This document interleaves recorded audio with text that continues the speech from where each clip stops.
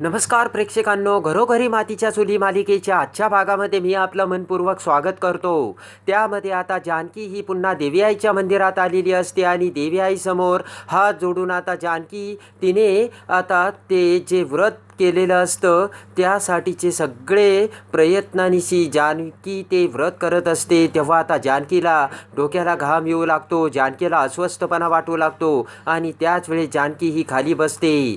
पदराने जानकी आता डोक्यावरचा घाम पुसू लागते. तर तेवढ्यात गुरुजी तिथे येतात आणि जानकीची ती अवस्था बघून गुरुजी म्हणतात की हे बघा, तुम्हाला खूप त्रास होतोय, तुम्ही एक काम करा, आत्ताच्या आत्ता हे व्रत तिथेच थांबवा. तर आता पुन्हा जानकी स्वतःला सावरत उठून उभा राहते आणि म्हणते की गुरुजी नाही मी ठीक आहे आणि तुम्ही सांगताना घेतलेला वसा टाकायचा नसतो म्हणून. तेव्हा आता गुरुजी म्हणते की खरं आहे तुमचं आणि लगेचच पुन्हा जानकी आता देवी आईच्या पाया पडते. तेव्हा गुरुजी म्हणतात की देवी आई यांच्या व्रताला फळ दे. तर आता इकडे सारंगला मोठा धक्का बसलेला असतो. ऋषिकेशचे आणि सुमित्राचे सगळे बोलणे सारंगने ऐकलेले असते आणि तो धक्का आता सहन न होता सारंग हा आता त्याच्या बेडरूममध्ये येतो आणि कॉटवर जाऊन बसतो. ऋषिकेशने सुमित्राला सांगितलेले असते की ऐश्वर्या यायच्या अगोदर आपण किती सुखासमाधानी होतो, किती गुण्या गोविंदाने नांदत होतो, ते सगळं आता सारंगच्या डोळ्यासमोर येत असते आणि ते सगळं आठवत सारंग तिथे बसताच आता पाठीमागून ऐश्वर्या सारंगकडे बघते. ऐश्वर्या सारंगला म्हणते की का हो, काय झालं सारंग, तुम्ही एवढे टेन्शनमध्ये का बसलाय. तेव्हा आता सारंग म्हणतो की ऐश्वर्या, मी तुम्हाला काही विचारले तर तुम्ही खरं खरं सांगताल का. तर ऐश्वर्या बुचकळ्यात पडते आणि म्हणते की नेमकं काय झालंय सारंग. सारंग म्हणतो की हे बघा, दादा आणि आई खाली बोलत होते आणि तर लगेच ऐश्वर्या म्हणते की आणि काय. सारंग म्हणतो दादा असं म्हणाला, ज्या दिवसापासून तुम्ही या घरात आलात ना त्या दिवसापासूनच भांडणं सुरू झाली. सारंग म्हणतो की तुमच्यामुळेच हे सगळं बिघडत चाललंय आणि आज तुमच्यामुळेच आईने जानकी वहिनीच्या हातातून किल्ल्या काढून घेतल्या. ऐश्वर्याचे हात धरत सारंग म्हणतो की चूक काय आणि बरोबर काय हे मला माहीत नाही ऐश्वर्या, पण तुम्ही काही केलं नाही ना. आणि लगेचच ते ऐकून ऐश्वर्या सारंगच्या हातातील हात बाजूला घेते आणि म्हणते की वा वा, आज ऋषिकेश रणदिवेचा भाऊ जिंकला आणि या ऐश्वर्याचा नवरा हरला. ऐश्वर्या म्हणते की जानकी वहिनीतून तुम्ही कधी बाहेर येणारच नाही हे त्यांना माहिती होतं आणि बघा त्यांनी आता कसे घर फोडायला सुरुवात केली. ऐश्वर्या म्हणते की मला याच गोष्टीचं वाईट वाटतंय की तुम्ही आपल्यामध्ये डिस्टन्स क्रिएट करताय सारंग. सारंग म्हणतो तसं नाही. तर ऐश्वर्या म्हणते तसं नाही काय, आत्ताच तुम्ही बोललात ना हे सगळं आई आणि दादा बोलले म्हणून आणि आत्ता ते सगळं तुम्ही मला सांगितलं आणि आता म्हणताय नाही म्हणून. ऐश्वर्या म्हणते की अहो सारंग, माझ्या मान मर्यादा सगळ्या मी बाजूला टाकल्या आणि या घराचे मी रीतीभाती शिकले. ऐश्वर्या म्हणते की तुम्ही जसे आहात ना तसे मी तुम्हाला स्वीकारलं, तुमच्यावर मनापासून प्रेम केलं. सारंग आता फक्त मानच हलवत असतो. सगळ्यांच्या पलीकडे जाऊन नेहमीच मी या घराच्या भल्याचा विचार केला असे ऐश्वर्या आता ओरडून सारंगला सांगत असते. ऐश्वर्या म्हणते की तरी सुद्धा सगळं मीच केलंय, मीच करते, मीच वाईट, बोला तुम्ही मला सगळे. मीच नानांना ढकललं, मीच नानांच्या खोलीत साप सोडला, हे सगळं मीच केलं, बोला तुम्ही सगळे आता. तेव्हा आता सारंग म्हणतो की माझं ऐका, माझं असं काहीच म्हणणं नाही, पण जानकी वहिनी हे सगळं करतील असे मला वाटत नाही. माझं मनही ते मानायला तयार नाही. ऐश्वर्या म्हणते की बरोबर आहे तुमचं, का करतील ते हे सगळं. जानकी वहिनी या घरातील थोरली सून, त्यांचा मान पाहिला. तर आता मोठ्याने ओरडत ऐश्वर्या कपाळ बडवत म्हणते की मग मी काय करते, का ठेवलंय तुम्ही मला या घरात. जानकी म्हणते की कळतंय का तुम्ही काय बोलताय, माराय मला आणि काढा या घरातून, कळतंय का तुम्हाला. सारंग सुद्धा आता गोंधळात पडलेला असतो आणि आता भडाभड ऐश्वर्या तिच्या कानाखाली मारू लागते. तेव्हा सारंग म्हणतो की सोडावो. तर ऐश्वर्या म्हणते की नाही माझी लायकी. ऐश्वर्या म्हणते की मी या घरात आल्यापासून प्रॉब्लेम सुरू झाले तर मग मी कशाला पाहिजे या घरात, अहो का राहते मी या घरात, असे म्हणत पुन्हा मोठ्याने ऐश्वर्या ओरडू लागते.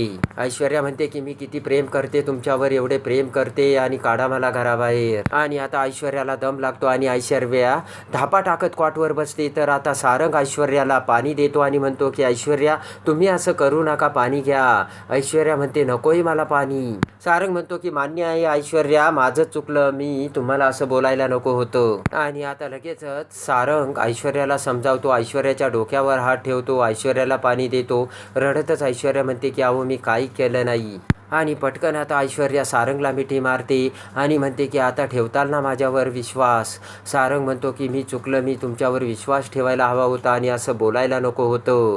तेव्हा आता ऐश्वर्या विचार करते की नशीब हातातोंडाशी आलेला घास निसटून चालला होता. तेव्हा ऐश्वर्या विचार करते की बापरे, आजी म्हणत होती तेच खरं होतं, मी असं गाफील राहायला नको. जानकीने सगळे पुरावे शोधण्या अगोदरच सगळे पुरावे मी मिटवायला हवेत. आणि आता ऐश्वर्या ही पाय पसरून बसते तर सारंग ऐश्वर्याचे पाय दाबू लागतो. इकडे आता सुमित्रा ही तिच्या कारमधून सौमित्रला घेऊन देवीच्या मंदिरासमोर येते. तेव्हा आता सौमित्र म्हणतो की आई मला सांगशील का आता तुला काय सांगायचं.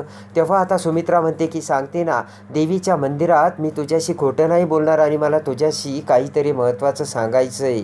सारंग आणि ऋषिकेशला मला सांगायचं नव्हतं. तर सौमित्र म्हणतो काय झालं आई, काय सांगायचं आहे तुला.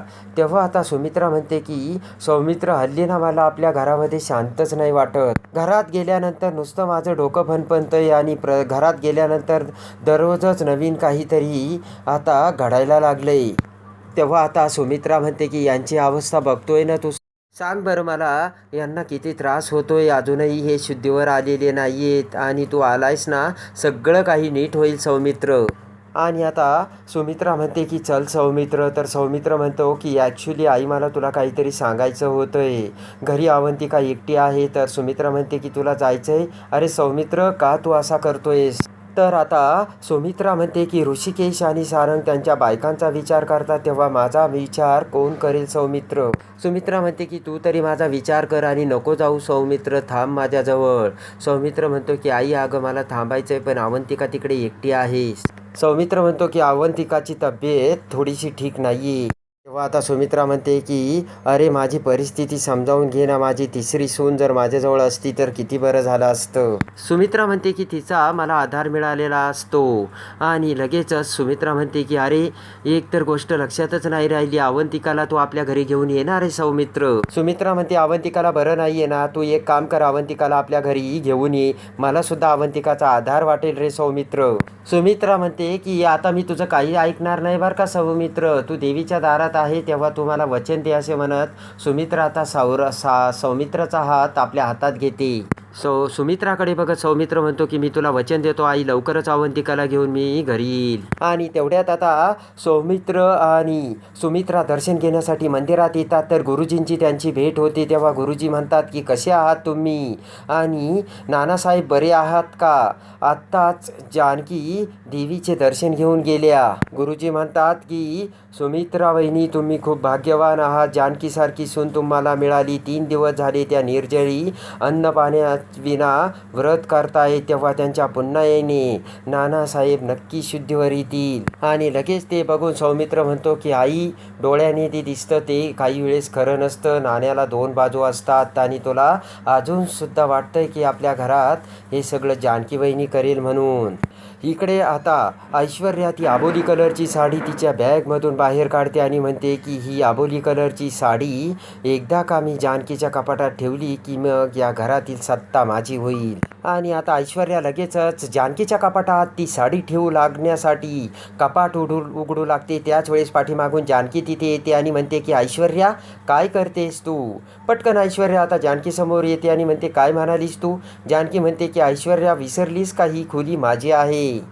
जानकी म्हणते की नानांच्या खोलीतलं तर झालं, आता माझ्यासुद्धा खोलीत काही टाकायला आली का. पिशवीकडे बघत जानकी म्हणते की काय आहे यात. तर ती बॅग पुढे करत हात वारे करून ऐश्वर्या म्हणते की विषारी साप आहे यात. तर हसतच जानकी म्हणते की तुझ्या सापाला आणि त्याच्या विषाला पुरून उरले मी ऐश्वर्या. जानकी म्हणते का आलीस तू इथे आणि कुणाला विचारून आली. तेव्हा आता ऐश्वर्या म्हणते की विचारून कशाला यायला हवे, का आली म्हणजे तुझ्या खोलीला काय सोनं लागलंय का. ऐश्वर्या म्हणते की आईकडे माझं काम होतं तेव्हा आईसाठी आले होते. तेव्हा आता जानकी म्हणते की आई आणि माझ्यामध्ये तुला काय फूट पाडायची का. ऐश्वर्या म्हणते की ओ माय गॉड, तुला माझ्या मनातलं कसं कळतं. एक्झॅक्टली मी हाच विचार केला होता. लगेचच आता ऐश्वर्या हात करत म्हणते की वा काय शातीर दिमाग आहे, आणि आपण दोघी जर एका फिल्ममध्ये असतो ना तर पडदा फाडून टाकला असता. बरं जाऊ दे, याचसाठी मी इथे आले होते. ऐश्वर्या म्हणते की असो पण आता इथे काहीच नाही आहे आणि थांबण्यातही काही अर्थ नाही आहे. आणि ऐश्वर्या जाऊ लागते. पटकन जान्हवी आता ऐश्वर्याचा हात धरते आणि म्हणते की असं कसं, अगं काहीच नाही आहे, तर जातेस कशाला? आई आणि माझ्यामध्ये फूट पाडून तू माझी जागा कधीच घेऊ शकत नाही असे जानकी ऐश्वर्याला ठणकावून सांगते. जानकी म्हणते की त्याचं काय आहे ना, खोट्या माणसांचा एक ड्रॉबॅक आहे. खोट्या माणसांना ना एक खरेपणाची ॲक्टिंग करावी लागते. चांगुलपणा त्यांना त्यांच्या अंगात येतच नसल्यामुळे त्यांना इतकी ओव्हर ॲक्टिंग करावी लागते की सांगायलाच नको. त्यामध्ये तू किती प्रयत्न केले पण तुझा डावसुद्धा मी तुझ्यावरच उलटवला ऐश्वर्या असे जानकी ऐश्वर्याला सांगते. जानकी म्हणते की बघूयात मग कोण शातीर आहे. जानकी म्हणते की पुन्हा जर माझ्या परवानगीशिवाय माझ्या खोलीत पाऊल टाकायचा प्रयत्न केला तर याद राख ऐश्वर्या, आणि पुन्हा जर तू अशी चूक केली तर तुझं तंगडं तोडून हातात येईल असा दम जानकी ऐश्वर्याला भरते आणि रागाने ऐश्वर्या तेथून निघून जाते. ऐश्वर्या बाहेर येते आणि म्हणते की 2 मिनटं जर उशिरा आली असती ही जानकी तर काही बिघडलं असतं का, पण नाही, नुसता डोक्याला ताप. इकडे आता गुलाब हा बाहेर कपडे झटकवत असतो. तेवढ्यात ऐश्वर्याचे लक्ष गुलाबकडे जाते. पटकन ऐश्वर्या तिच्या पिशवीतील ती साडी काढून पदराच्या आड लपवते आणि आता गुलाबला त्याच्या बायकोचा फोन येतो. गुलाब म्हणतो, काय ग, तू बायको आहेस की सायको? गुलाब म्हणतो की अगं 2 दिवस झाले मी आलो नाही. बरोबर आहे, पण इथे नानांची तब्येत व्यवस्थित नाही ना. पुन्हा आता फोनची रेंज गेलेली असते आणि गुलाब फोनवर हॅलो हॅलो करत आता उभा असतो तर पाठीमागून ऐश्वर्या तिथे येते. आता गुलाबने तिथे कपडे वाळू घातलेले असतात तर त्याच ठिकाणी आता ऐश्वर्या ती साडी त्या कपड्याच्या शेजारी पसरून ठेवते. आणि आता तेवढ्यात इकडे सुमित्रा आणि सौमित्र कारमधून तिथे येतात तर पटकन त्या कपड्याच्या आड ऐश्वर्याला आता लपून बसते. सुमित्रा आतमध्ये जाऊ लागतात. सौमित्रचे लक्ष आता ते कपडे हलत असल्याकडे जाते आणि नक्कीच तिथे कुणीतरी असल्याची आता चाहूल सौमित्रला लागते आणि सौमित्र त्या दिशेने अगदी त्या कपड्यांच्या जवळ येतो. पाठीमागून सुमित्रा म्हणते की काय झालं रे सौमित्र? सौमित्र म्हणतो, काही नाही, इथे कुणीतरी असल्याची चाहूल लागली. सुमित्रा म्हणते की अरे गुलाब आला असेल कपडे वाळू घालायला. आणि आता सुमित्रा म्हणते की चल सौमित्र, आणि सौमित्र पुन्हा तेथून निघून जातो.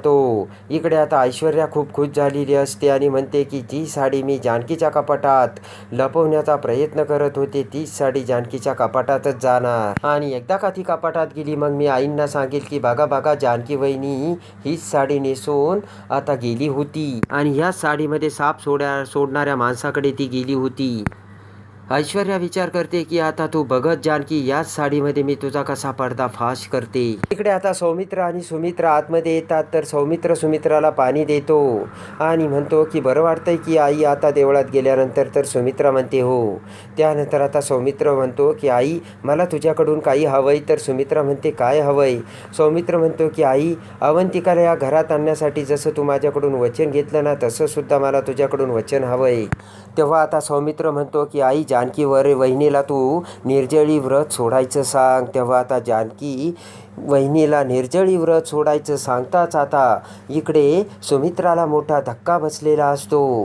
त्याच वेळेस आता इकडे जानकीला ती वाळू घातलेली अबोली कलरची ऐश्वर्याने ठेवलेली साडी दिसते आणि पटकन हे सगळे ऐश्वर्यानेच केले आणि ही साडी तिनेच इथे आणून ठेवली असे आता जानकीच्या लक्षात येऊन पटकन जानकी ती साडी ऐश्वर्याच्याच कपाटात ठेवते आणि ऐश्वर्याला म्हणते की हे बघ, मी तू दिलेली नेसलेली ही अबोली कलरची साडी तुझ्या कपाटात ठेवली आणि आईंना मी आता ही दाखवणारच.